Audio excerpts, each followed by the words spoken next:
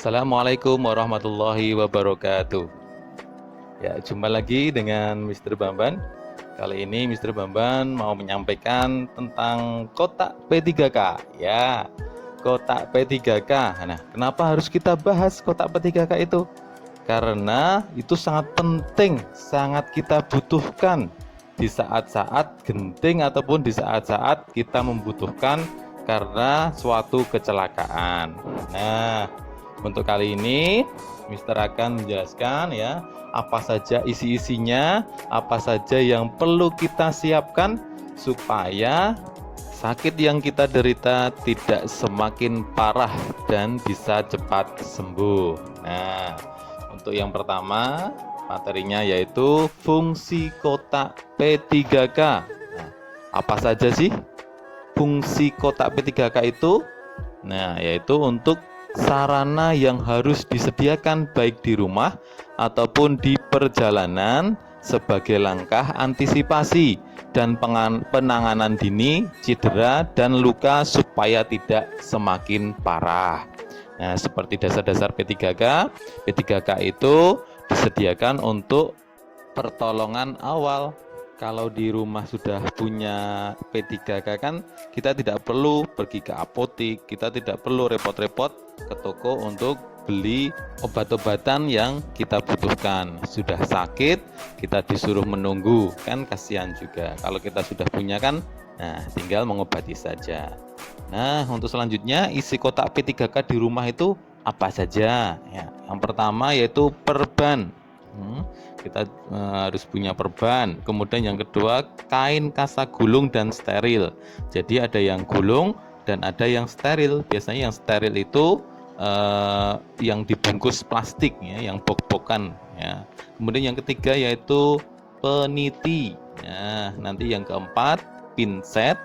Kemudian yang kelima gunting ya, pastikan guntingnya tajam juga untuk memotong kain ataupun untuk memotong kasa. Kemudian yang keenam yaitu iodin povidon atau biasa dikenal dengan betadin ya. Betadin itu isinya kandungannya yaitu iodin povidon. Kemudian yang ketujuh yaitu tisu pembersih ya.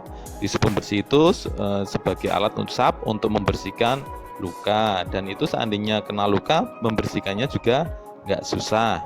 Yang kedelapan yaitu larutan garam ataupun larutan air steril. Itu digunakan untuk membersihkan ya luka-luka atau kotoran-kotoran yang berada di dalam kulit ya. Susah untuk dibersihkan sehingga kita menggunakan larutan garam ataupun air steril itu. Yang kesembilan yaitu salep antiseptik. Ya, disalepin kalau sudah luka, disalepin itu untuk menghindari infeksi. Kemudian yang ke-10 salep luka bakar ya, 11 plester luka.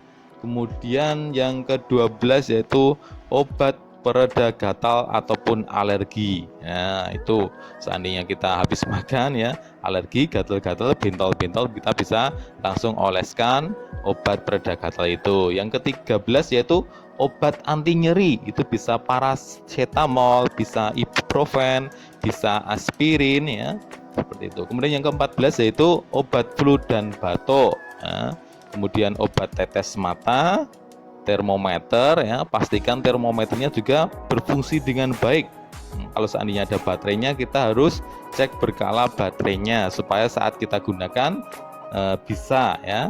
Kemudian yang ke-17 yaitu sarung tangan ya. Sarung tangan itu tidak harus ya, nanti bisa menggunakan sabun cuci tangan dulu ya, ataupun hand sanitizer. Kemudian yang terakhir yaitu obat darurat seperti obat asma, obat jantung dan sebagainya.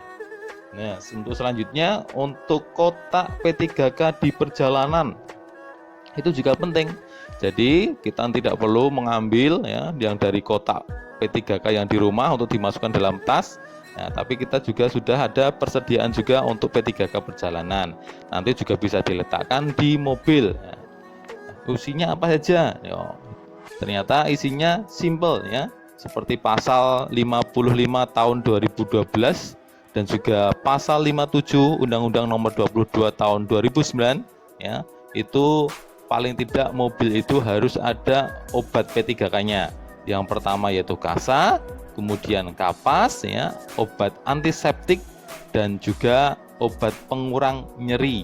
Nah, seperti itu. Itu minimal sekali. Ya.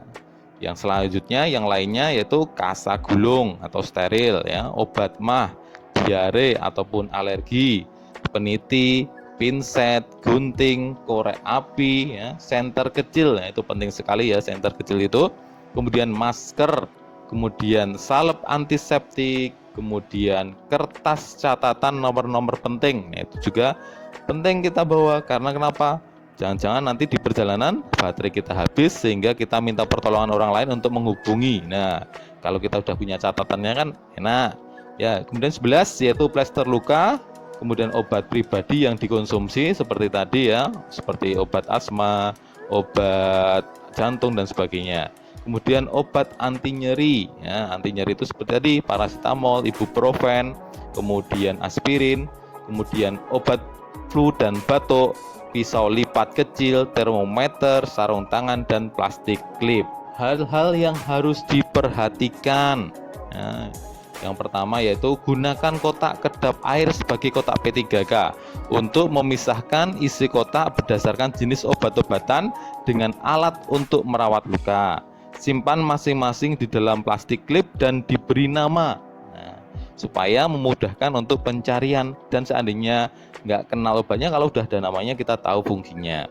Yang kedua yaitu letakkan kotak P3K di dapur, karena kecelakaan kecil kerap terjadi sewaktu melakukan aktivitas di dapur seperti memotong sayur ya, bisa juga kan kena pisau, kemudian saat menggoreng kemudian kena panci dan sebagainya. Itu kenapa kok P3K diletakkan di dapur, karena seperti itu, kejadian-kejadian luka itu biasanya di dapur. Kemudian yang ketiga, hindari meletakkan kotak P3K di tempat yang lembab karena akan merusak obat-obatan. Nah, tempat yang lembab itu apa? Seperti kamar mandi ya, jadi tidak perlu diletakkan di kamar mandi. Yang keempat, pastikan kita dan anggota keluarga bisa mengerti kegunaan obat dan alat-alat yang disimpan dalam P3K. Kemudian yang kelima yaitu selalu periksa masa kadaluarsa obat-obatan secara berkala, bisa 1 bulan, bisa 3 bulan ya. Jangan sampai saat kita butuhkan ternyata obatnya kadaluarsa ya, harusnya sembuh malah semakin parah. Baik, demikian yang dapat Mr. Bambang sampaikan. Semoga bermanfaat. Yang di rumah belum ada kotak P3K-nya segera diadakan ya. Yang belum lengkap untuk segera dilengkapi. Terima kasih. Assalamualaikum warahmatullahi wabarakatuh.